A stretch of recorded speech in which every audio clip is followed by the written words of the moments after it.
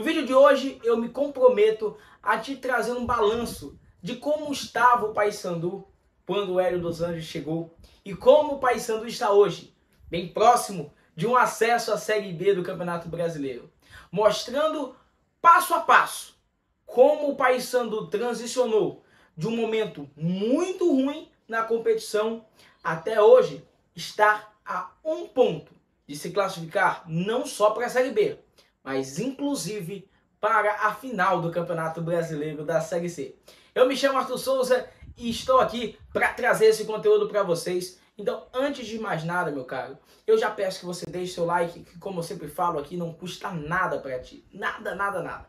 Você não vai pagar nada, mas vai nos ajudar demais ao nosso conteúdo ser cada vez mais expandido para a galera, ser cada vez mais divulgado para o torcedor. E já te peço o seguinte, compartilhe esse vídeo no WhatsApp, traz uma torcida para cá, traz uma galera para conhecer o nosso trabalho, que assim você ajuda demais aquilo que a gente está fazendo aqui no YouTube. Beleza? Então já fiz essa introdução aqui para você, já falei sobre o que a gente vai tratar desse vídeo de hoje. E eu quero começar com o desempenho do Paysandu na Série C do Campeonato Brasileiro. O Paysandu começa a Série C jogando ali contra a equipe da Aparecidense em Belém. Vence um jogo, depois vai jogar fora, perde, depois volta para Belém de novo, enfrenta o Manaus e vence a partida. E bem, galera, a gente pode dizer que o começo do Paysandu foi com vitórias em casa não convincentes e com derrotas acachapantes fora de casa, né? Não tem como não lembrar a derrota de goleada para a equipe do Ipiranga, né? Foram 5 gols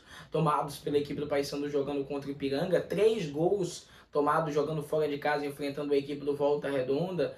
Então, assim, o início do Paysandu foi desse jeito. Foi jogar em casa, ganhar na base do sufoco e jogar fora de casa e acabar levando goleadas, levando resultados muito ruins.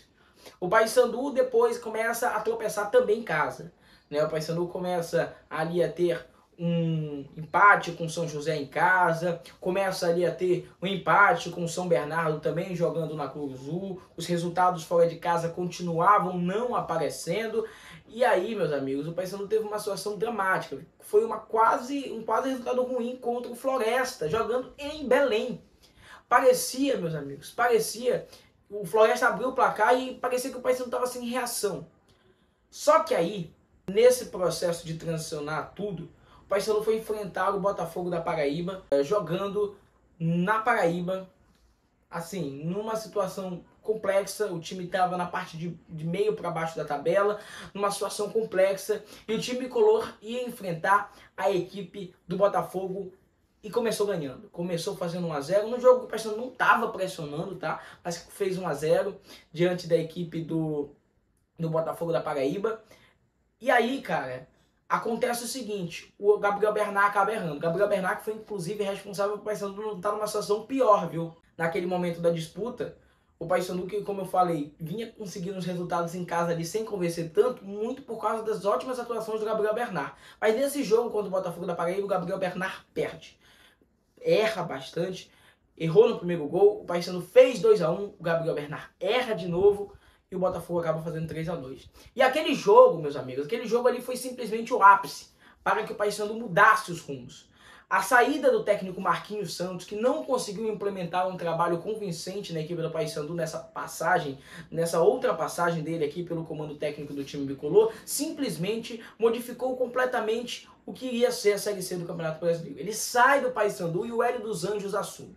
O Hélio dos Anjos chega com toda a moral. Ele chega com a moral de uma torcida que o ama. Ele chega com a moral de uma torcida que lhe pedia. E aí ele chega para Belém num jogo contra o Brusque, com o Paysandu numa situação completamente desfavorável, mas ele consegue trazer o torcedor para a Curuzu, para lotar a Curuzu. E o Hélio dos Anjos chega, tenta implementar o seu jeito para o primeiro jogo, só que o Brusque vence por 2 a 0. O Paysandu já tinha trocado de goleiro, o Thiago Coelho também, que foi muito importante em outros momentos, porque o Paysandu acabou nesse jogo não fazendo uma boa partida. E o Paysandu perde pelo placar de 2 a 0. A Curuzu vira um momento de tensão, o torcedor fica protestando porque o time não estava bem e a zona de rebaixamento estava muito mais próxima do que o grupo dos 8 que iriam para a próxima fase do quadrangular final da Série C. Aquele momento, cara, parecia que o Paysandu caminhava para uma temporada ruim.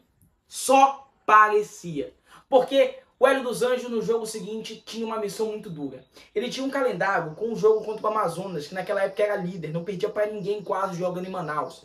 Ele tinha, na sequência, depois desse jogo contra o Amazonas, um clássico contra o Clube do Remo, e clássico é sempre clássico. E depois ele tinha mais uma sequência de jogo complicado. O Hélio dos Anjos simplesmente, cara, foi para lá enfrentar o Amazonas e venceu. Venceu o Amazonas, fora de casa, num jogo bastante difícil, que o Paysandu ficou com um jogador a menos, que o time do Amazonas, o jogo foi até muito tempo no segundo tempo, uma porrada de tempo de acréscimo, mas o Paysandu foi lá e ganhou de 2-1, e aquele jogo foi a virada de chave. Foi a virada de momento da equipe bicolor. Vencer o Amazonas naquele momento foi crucial para que o Paysandu pudesse ter um novo jeito de jogar, um novo ânimo para encarar o seu rival no jogo seguinte.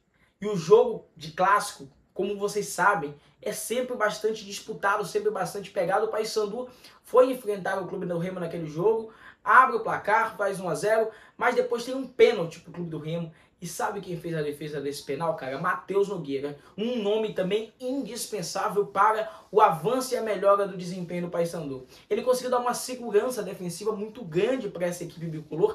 E na defesa do pênalti nesse clássico contra a equipe do Clube do Remo, ele faz uma defesa que praticamente foi um gol. O Paysandu vence o clássico, consegue engrenar uma sequência de vitórias.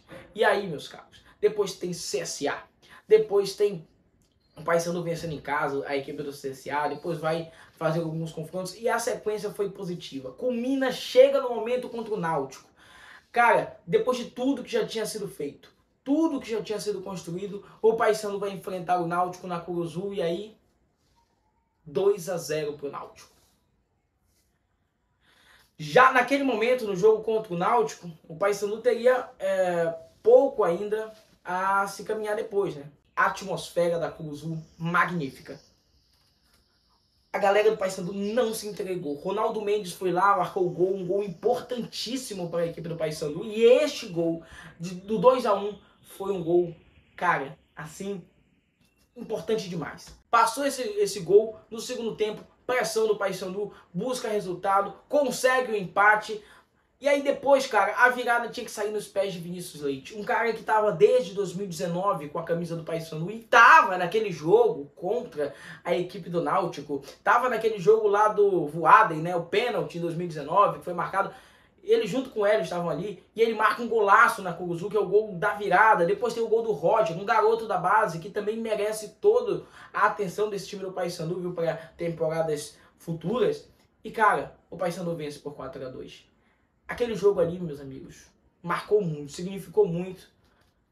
Depois o Paysandu vai ter um jogo com a presença só de mulheres e crianças, uma festa linda na Curuzu, uma festa realmente linda, que não tem como tirar nem pôr de dizer de como foi o Paysandu foi abraçado pelas suas torcedoras e pelos seus torcedores mirins. E aí vence novamente, vence na garra, na vontade, num 2-1, um gol no fim. Aí já foi classificado para enfrentar o Confiança e, cara, chega o quadrangular.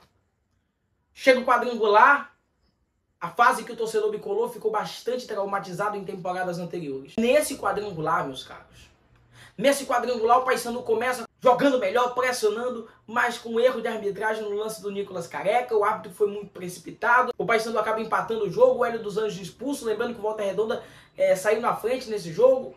O jogo terminou em empate. Cara, isso não foi suficiente para tirar a moral desse time, que é muito bem trabalhado psicologicamente pelo próprio treinador Hélio dos Anjos, que tem esse fator como preponderante nos seus times. O Paysandu vai até Manaus enfrentar a equipe do Amazonas. E nesse jogo aconteceu tudo que vocês possam imaginar.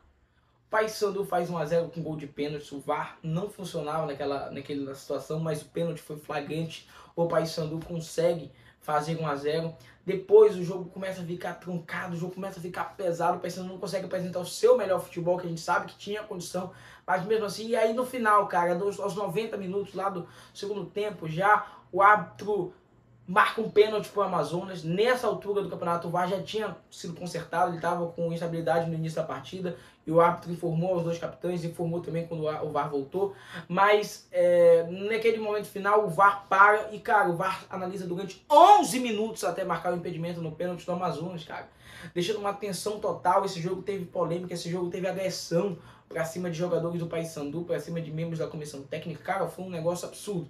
Mas o Paysandu ganhou. O Paysandu foi para 1-0. O Paysandu veio para Belém com o Mangueirão lotado, com um torcedor que comprou ingresso desde cedo.